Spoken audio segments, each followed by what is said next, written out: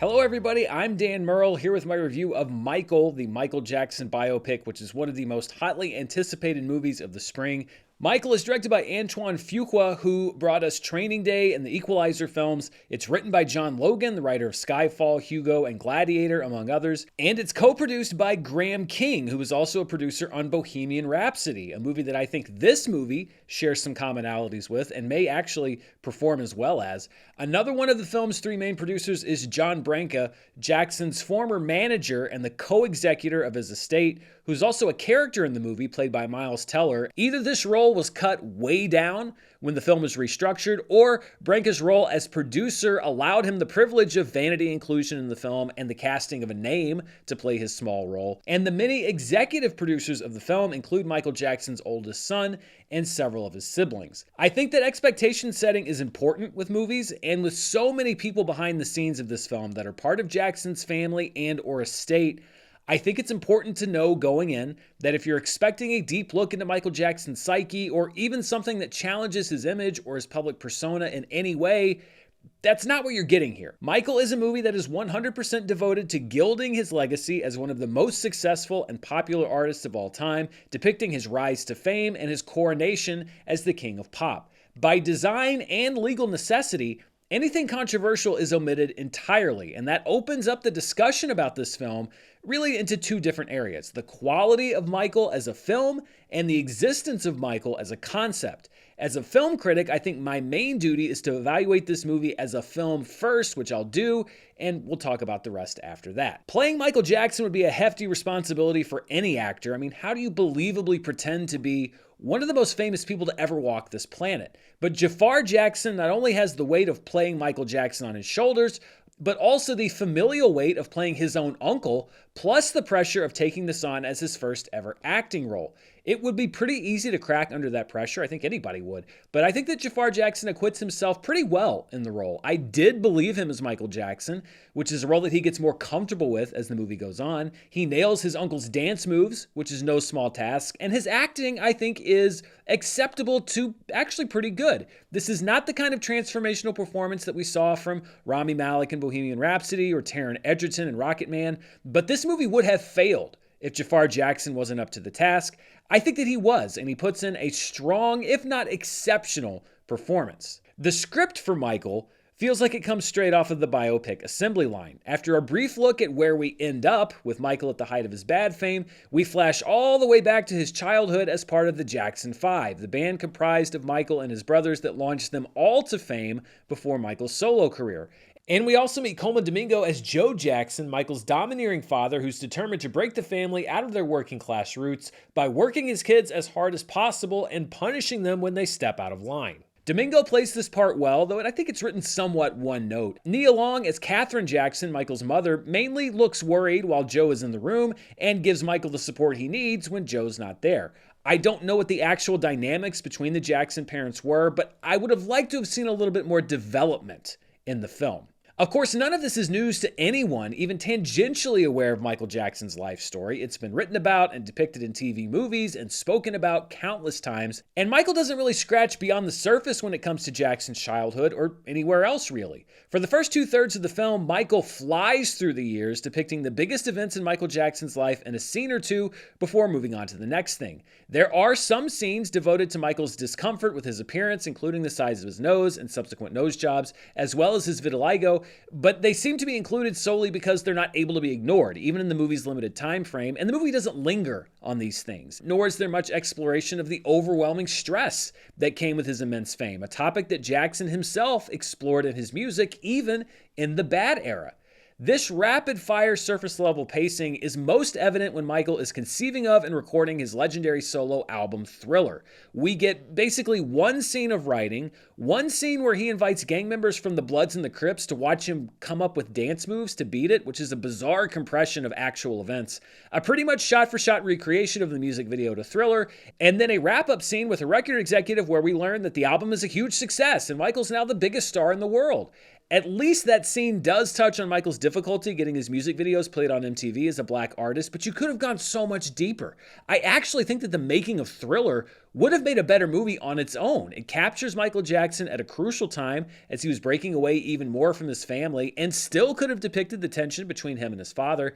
And we could have actually seen him exercise his creative genius instead of just being told countless times that he's special and one of a kind. He was, but it would be great to see that. But a thriller-centric movie would have meant fewer songs that could be jammed into the film, and Michael seems determined to play every popular song that Jackson sang, from the Jackson 5 days to the Bad era. A lot of storytelling in this film is done via montage to Jackson's music, which is a great move if you want to be a crowd pleaser, but it's sometimes less than satisfying narratively. Michael moves at dizzying speed until the third act, where it slows down to linger on Joe Jackson pressuring Michael to tour with his brothers after Thriller's success, which leads to Michael's severe burn injuries on that set of the Pepsi ad. The last 20 minutes or so are basically a concert film, first with Michael and his brothers, then as a solo artist.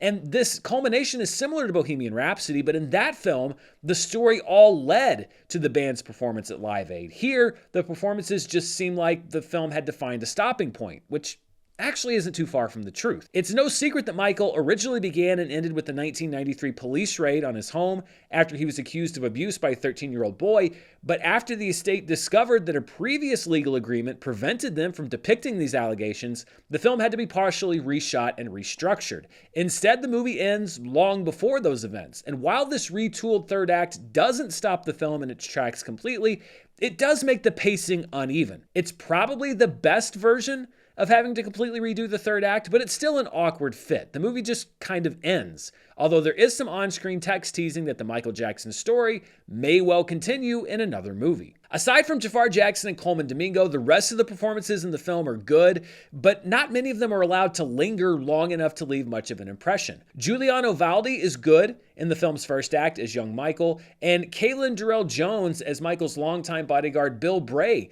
gets some sympathetic moments as Michael's only confidant for much of his life. There's also one piece of casting that I won't spoil, but it's exceptionally bizarre. I'm actually still debating whether or not it was intended to be a joke or maybe some kind of meta commentary. All I'll say is that if I had a nickel for every time spoiler actor played spoiler role in a recent music biopic, I'd have 2 nickels, which isn't much, but it's weird that it happened twice.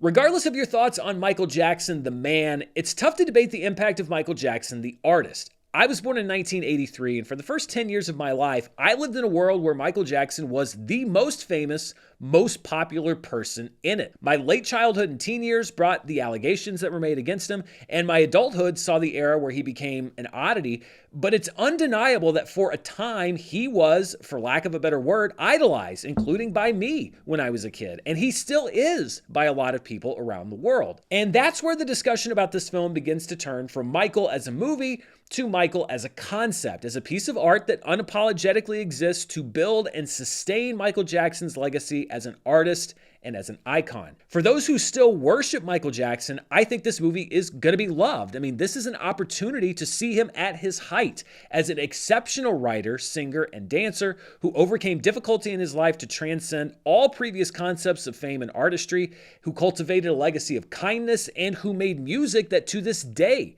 is still some of the best pop music ever created. It's a way to celebrate him without having to confront or acknowledge anything that he maybe wasn't able to overcome, including the tragic circumstances that led to his death. For people who see Jackson as a fallen idol, I think this movie will be resented for exactly the same reasons, because it refuses to depict Jackson's legacy as anything other than that of a transcendent icon. Even though the movie's timeline doesn't extend into the era where allegations were levied at him, there will still be accusations that this is an exercise in whitewashing Michael Jackson's history. For my part, I think that setting the film in this time frame is a way to tell a just the hits version of Michael Jackson's life without having to confront the difficulties that came later. The legal challenges faced by this film may have made the production more complicated, but I think it makes the discussion around the movie a little less complicated for a lot of people. Most of what you see in this film are more or less objective depictions of real, documented events, not subjective depictions of events later in Jackson's life.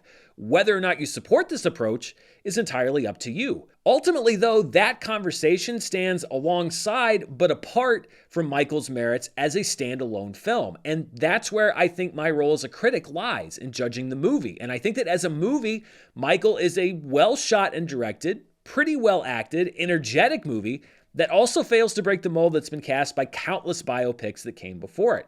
Employing Jackson's catalog of hits gives the movie a crowd-pleasing, propulsive energy, but it lacks depth or real insight into Michael Jackson, and that keeps it from rising to the level of something truly special. Judging from the crowd buzz outside after I saw the movie, I think that this is going to be generally well-liked and probably loved by a lot of people in the audience. I think it's probably going to make a lot of money. Plenty of my audience seem content to clap along with the hits and celebrate Michael Jackson's glory days, but I think that there was an opportunity to do more here. Michael Jackson largely built his name by doing things that no one had seen or heard before, but the movie bearing his name doesn't really do a lot of that. So on my personal scale, I'm giving Michael an upper grade rating of it's fine, really just on the line between it's fine and it's good, based on the performances, especially Jaafar Jackson's. As I said, I think he gets stronger as the film goes, and I can't deny that the movie did engage me throughout, despite its surface level script and uneven structure. This movie could have been a lot worse. I think there are some areas where it succeeds, although I do want to make one final note. If this movie lives up to its promise and delivers a sequel, I question what a second Michael Jackson movie would even be about. I mean, it appears that it couldn't legally dramatize at least the first major accusation against him, and given the team behind this film, I doubt there would be much interest in even leaving questions about the other allegations open-ended. At best, those allegations would probably just be ignored, which would dodge an unescapable and major chapter later in Jackson's life, regardless of innocence or guilt. While there are many who believe in Jackson's innocence, I think there are still a lot of unanswered questions, and I don't think that his family and former associates are the ones who should potentially be making a movie that tries to argue his innocence. That version of a second Michael movie would mean that it moves from an exercise in gilding his legacy like this film to an exercise in admittedly biased parties actively trying to shape his legacy. Any attempt to tackle Jackson's life post-1993 should come from a clear-eyed, informed, and non-biased perspective. And should the same team return for a second Michael film that moves from depiction to argumentation, I think the conversation around that film, at least on my part, is going to be much, much different. So those are my thoughts on Michael. Love it, hate it, and I think you're going to hear both, although I think you're going to hear more love it about this movie. There's definitely going to be a lot of discussion. What do you think? Are you going to be heading out to see it this weekend? Let me know down in the comments below, and as always, stay tuned right here for the latest in movie news, reviews, box office, and more. Until next time, stay safe, and I'll see you then. Bye.